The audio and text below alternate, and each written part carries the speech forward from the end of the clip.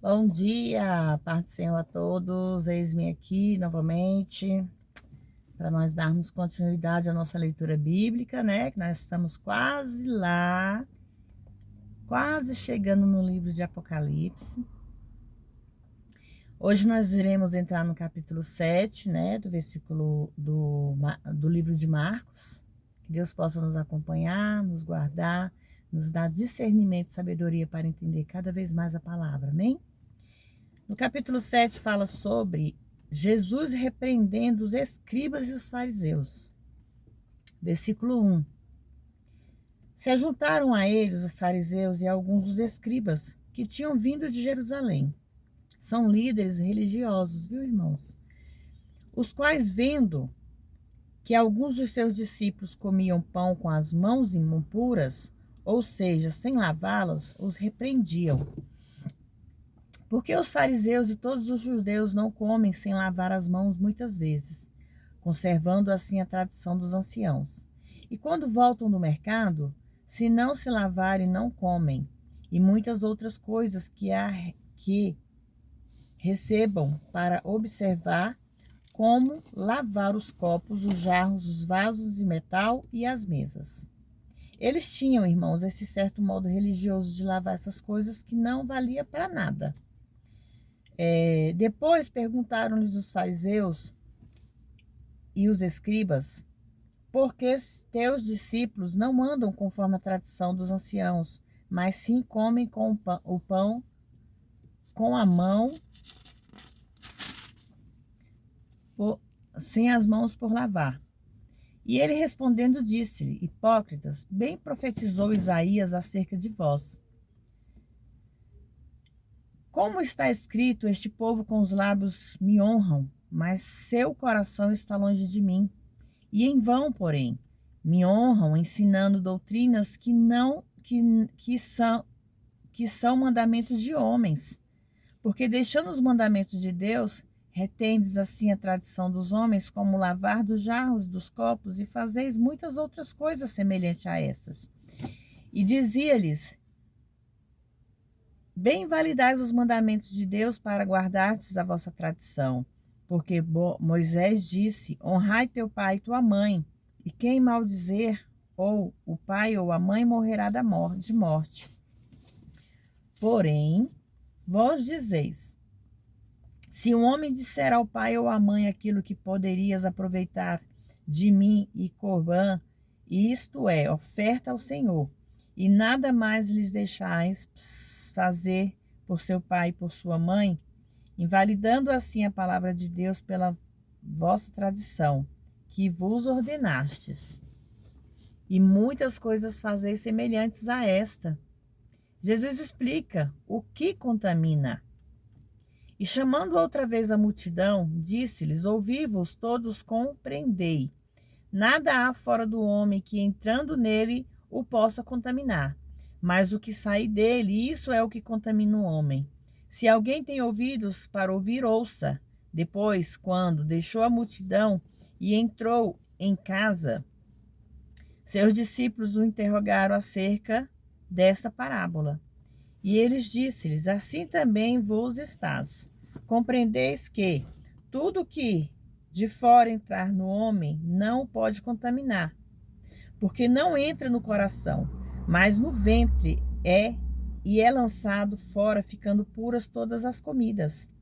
E dizia, o que sai do homem é o que contamina o homem, porque do interior do coração dos homens saem os maus pensamentos, os adultérios, as prostituições, os homicídios. Irmãos, aqui ele quer dizer que um coração mau produz ações más. Aqui é declarada a necessidade da criação de um novo coração, isto é, um homem novo. Os furtos, as avarezas, a maldade, o engano, a dissolução, a inveja, a blasfêmia, a soberba e a loucura, tudo sai do coração. Todos esses males procedem de dentro e contaminam o homem, que revela, irmãos, o resultado da queda e a necessidade absoluta do novo nascimento. A cura, o pão dos filhos. E ele, levantando-se dali, foi para os territórios de Tiro e Sidom. E entrando numa casa não queria que ninguém soubesse, mas ele não conseguia esconder-se, porque uma mulher cuja filha tinha um espírito imundo, ouvindo falar dele, foi e lançou-se aos seus pés. E a mulher grega, Ciro Fenícias, de nação, e lhe rogava que expulsasse a sua filha o diabo. Mas Jesus disse-lhe, perdão, irmãos, deixa primeiro saciar os filhos, porque não convém tomar o pão dos filhos e lançá-los aos cachorrinhos. Ela, porém, respondeu e disse-lhe, sim, Senhor, mas também ainda os cachorrinhos debaixo da mesa comem as migalhas dos filhos. Vamos voltar aqui no 27. Para começar, a Odisseia revelará uma das maiores demonstrações de fé, uma reverência a Israel. Não é correto. Jesus usou a palavra cachorrinhos. Revela um nível de fé que deveria ser uma lição para todos os crentes. A palavra Senhor no texto grego, como usada pela mulher, não se refere à deidade ou a Jesus como Messias judeu. Ela mal teria conhecimento disso. Ela, em vez disso, usa a palavra Senhor no sentido de que Jesus é uma pessoa importante, mas também ainda os cachorrinhos debaixo da mesa. Significa, neste momento, ela se coloca na posição de fé, uma posição que permite que ela receba. Então ele disse-lhe, por que esta palavra? Vai, o diabo já saiu da tua filha. E indo ela para sua casa, achou a sua filha deitada sobre a cama e que o demônio já tinha saído.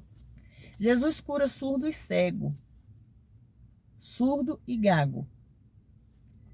E ele, tomando a sair os territórios a Tiro e de Sidom, foi até ao mar da Galileia, aos redores de Decápolis. E trouxeram-lhes um surdo que falava dificilmente. E eles rogavam-lhe que pusesse a mão sobre ele. Levando a parte fora da multidão, colocou seus dedos nos ouvidos e, cuspindo, tocou a sua língua. E levantando seus olhos ao céu, ele suspirou e disse, Éfata, que quer dizer, abre-te, expressa-te ordem. E logo foram abertos seus ouvidos, a prisão da sua língua desfez e falava perfeitamente. E intimou-lhes que não os dissesse a ninguém, mas quanto mais os proibia, quanto mais os divulgavam.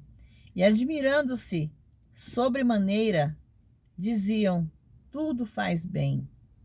Faz os surdos ouvirem e os mudos falarem. Nós vemos aqui, irmãos, que na época de Jesus, quando ele curava, quando ele fazia algum milagre, ele sempre pedia para que não fosse espalhado. Mas ele não falava aquilo ali para castigar ou querer castigar, se falassem. Por quê? A multidão era imensa. Eram muitas e muitas e muitas pessoas seguindo Jesus. E aquilo ali incomodavam aqueles que eram inimigos da palavra de Deus. Porque quando ele curava alguém, as pessoas ficavam tão maravilhadas que não conseguiam não manifestar aquele milagre. É como hoje, irmãos, nos dias de hoje. Milagres acontecem, curas acontecem, libertações. Então as pessoas têm o que para falar? Testemunho. Nós temos testemunho para contar.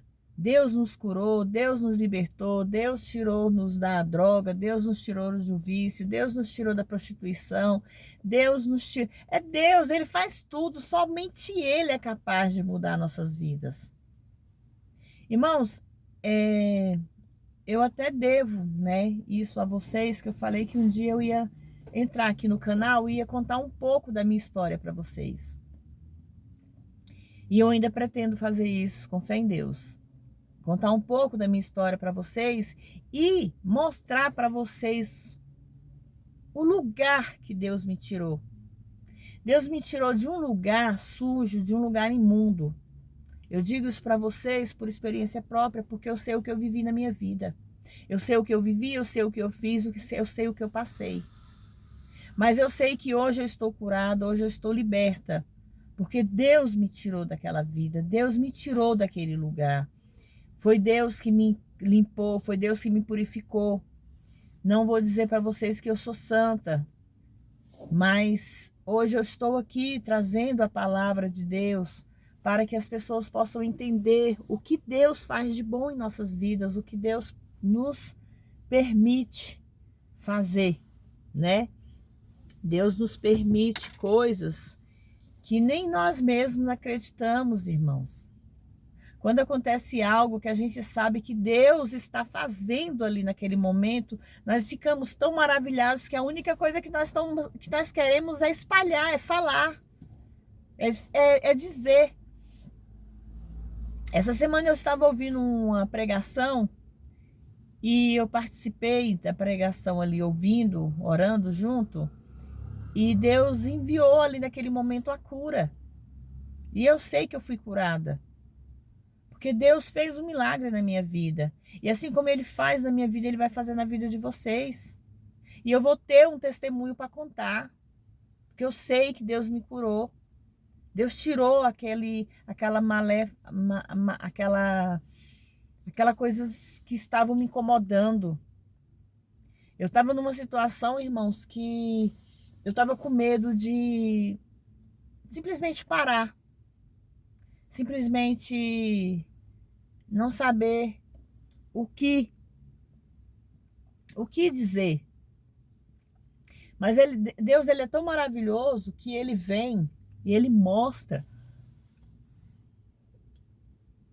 onde está o nosso erro. O nosso erro, irmãos, sabe o que é, irmãos e irmãs?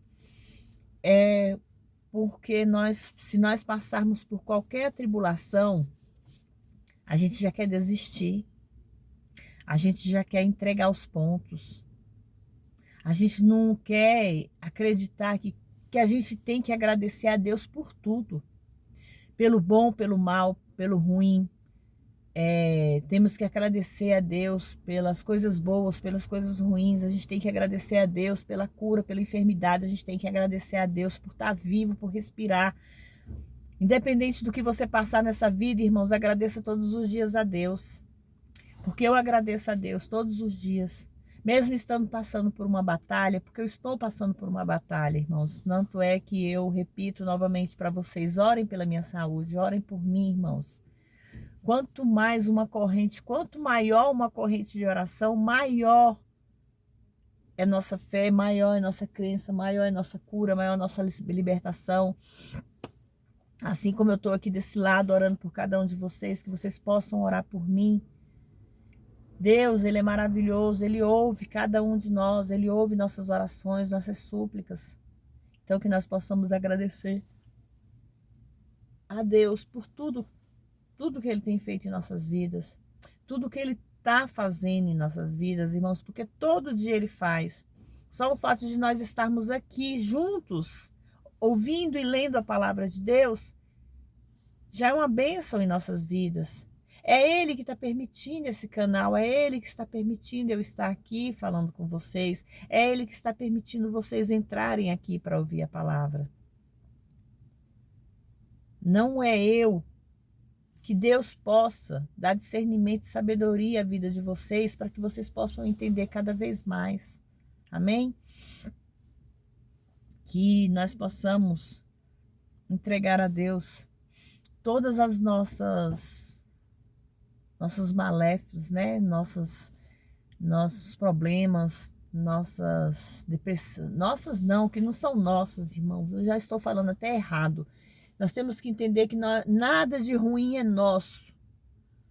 Nós temos que profetizar somente coisas boas em nossas vidas. Que é como diz aqui na palavra, irmãos. O que é contaminação? O que contamina? O que contamina é o que sai. Porque nós temos que entender que se eu profetizar cura, libertação, renovo, renúncia na minha vida, eu estou profetizando coisas boas, está saindo coisas boas. Eu não estou contaminando o ambiente, eu não estou contaminando a minha vida. Mas se eu profetizar e ficar, ai, minha vida está isso, ai, minha vida está aquilo, ficar resmungando, ficar murmurando, eu estou contaminando a minha vida. Eu estou contaminando quem está ao meu redor. Entendeu? Então, que vocês possam entender essa palavra, que vocês possam entender esse significado, que nós possamos profetizar coisas boas todos os dias em nossas vidas. Amém? Que vocês abram a boca de vocês nesse momento, olhando para o céu e diga Éfata. Éfata para a sua vida financeira, Éfata para a sua saúde, Éfata para a sua família, Éfata para tudo o que vocês precisam, para que Deus possa abrir essa porta que vocês precisam. Que Deus abençoe a vida de vocês, que Deus possa entrar na casa de vocês, que o Espírito Santo possa fazer morada no coração de vocês. Fiquem todos na paz do Senhor, que Deus abençoe a vida de vocês. Amém?